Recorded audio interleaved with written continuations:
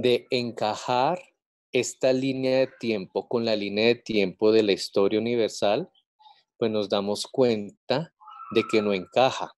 ¿Por qué? Porque tomemos el ejemplo del diluvio. Si el diluvio hubiera ocurrido en el año 1648, más o menos, antes de Cristo, entonces uno se tiene que preguntar, ¿eso realmente coincide con lo que sabemos sobre la historia universal de lo que ocurrió ese año en las diferentes civilizaciones del mundo? Es decir, ¿qué nos dice Mesopotamia de lo que estaba ocurriendo en ese preciso año? ¿Qué nos dice Egipto de lo que estaba ocurriendo ese mismo año? ¿Qué nos dice la civilización del Valle del Indo en ese mismo año? Entonces ahí es precisamente donde encontramos problemas. ¿Por qué? Porque en más o menos hacia 1648 antes de Cristo tenemos grandes civilizaciones en diferentes partes del mundo, ¿sí? Y pues en ese momento pues no hay ningún tipo de diluvio. Entonces, esos primeros problemas que se tiene en el momento de estudiar la historia bíblica, la reconstrucción de la historia, pues prácticamente la hace un grupo de especialistas. Entonces, los que se especializan en los escritos antiguos, los que se especializan, en este caso los arqueólogos, ¿sí? Tenemos otra rama que son los antropólogos. Los antropólogos pues ya estudian, digamos, los diferentes seres humanos que han vivido sobre la Tierra, ¿sí? Mediante los restos óseos y mediante las ciudades o en donde ellos vivían, ¿sí? Los arqueólogos es más como la parte material, ¿no? Digamos, las ciudades antiguas que se encuentren, eh, digamos, todo ese contexto donde vivían esos seres humanos.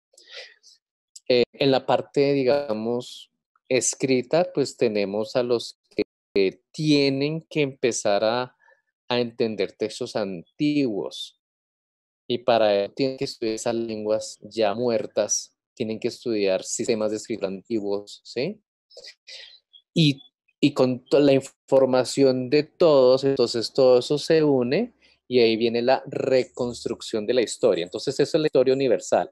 Es decir, la historia universal se basa en la información de todas esas disciplinas y tiene que haber una evidencia para decir que algo fue histórico, ¿sí?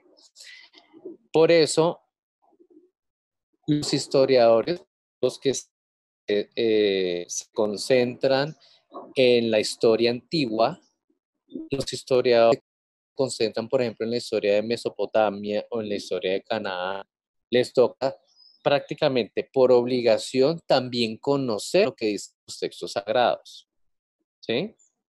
Tienen que conocer, haber leído, por ejemplo, los libros del Antiguo Testamento, tienen que conocerlo. ¿Por qué? Porque para investigar algo necesitamos la información primero de todas las fuentes.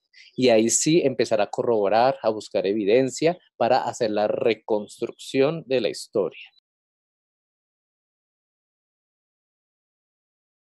De tiempo así. Porque es que estos años me están indicando momentos históricos. Por ejemplo, los antropólogos, que son los que estudian los restos humanos antiguos, ellos han encontrado pues muchos restos humanos muy antiguos y hasta el día de hoy, de lo que han encontrado, se han dado cuenta que el hombre moderno que somos nosotros, ese hombre moderno apareció aproximadamente hace 200.000 años, ¿sí? Hay un rango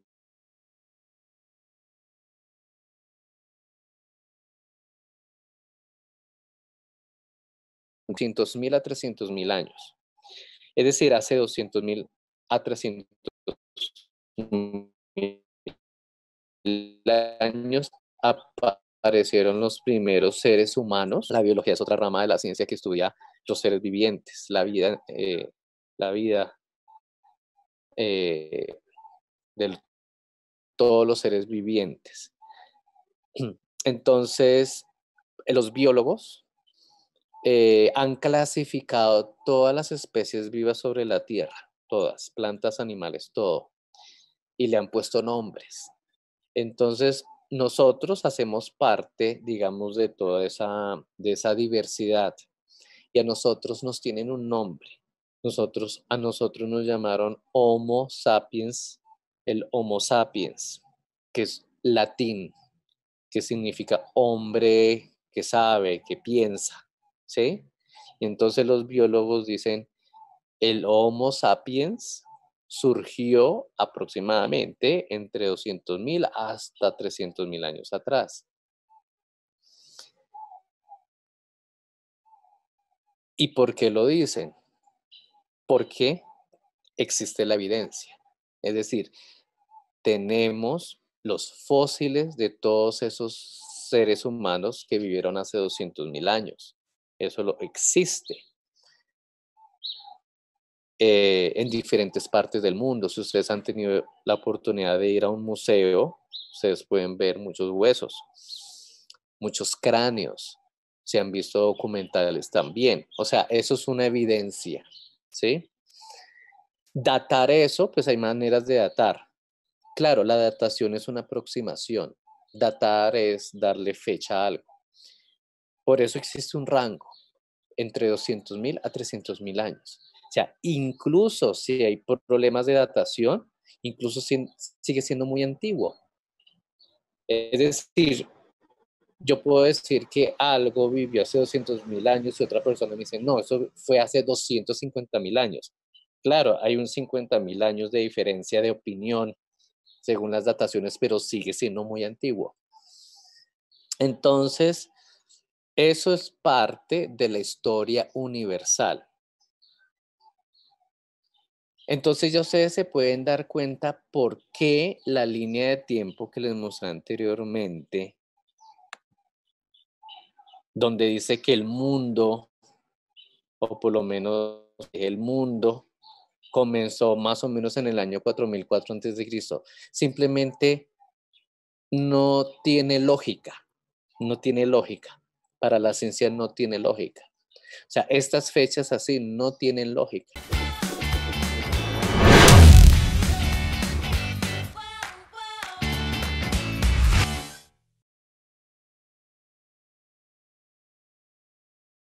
Cuarentena es un reflejo de muchas cuarentenas en el pasado, por ejemplo. Si ustedes darán a entender la historia como yo se darán cuenta que lo que estamos pasando hoy ha pasado muchas veces en la historia del hombre. ¿Sí? Muchas veces, porque es cíclica, se repite, son ciclos. Aquí lo vemos en forma lineal, pero realmente la historia es cíclica. Entonces, cuando ustedes empiezan a estudiar, ustedes se van a dar cuenta que como la historia es cíclica, hay eventos que se van a repetir en algún punto, pero se repiten en contextos diferentes, con personas diferentes. Nosotros estamos metidos como en una rueda que gira, que gira. Y es muy interesante porque ese concepto lo entendían los de Mesoamérica. Si ustedes se dan cuenta, la civilización maya, la civilización azteca, tenían ese concepto de tiempo cíclico. Por ejemplo, los mayas. Todo era cíclico. Se terminaba una vuelta y comenzaba otro ciclo. Y así, era cíclico. Nosotros, los occidentales, no tenemos el concepto del tiempo cíclico. Y ese es un problema. Yo a veces a mis estudiantes en mis seminarios, ustedes ven que el tiempo no existe. El tiempo no existe. Y eso lo dijo Einstein. El tiempo es una construcción y es relativo.